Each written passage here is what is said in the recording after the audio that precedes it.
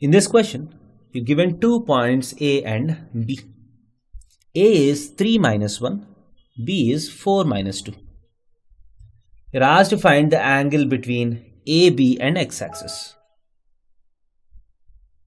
So if you draw the rough diagram, the diagram looks something like this. So 3 minus 1 is a point which lies somewhere here. You have 4 minus 2. So 4 comma minus 2, this is the point B. Now you're asked to find the angle between the line AB and x-axis.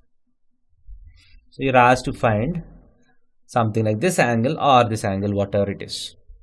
Because between two lines you have an acute angle and an obtuse angle, which are supplementary to each other. Now you're asked to find this angle. So what is the easiest way?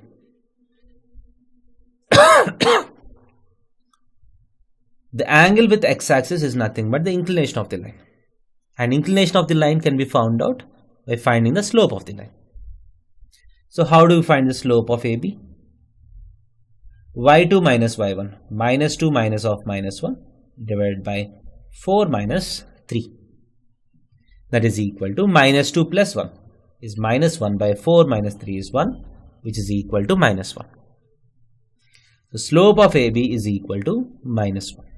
And this is nothing but tan theta, right?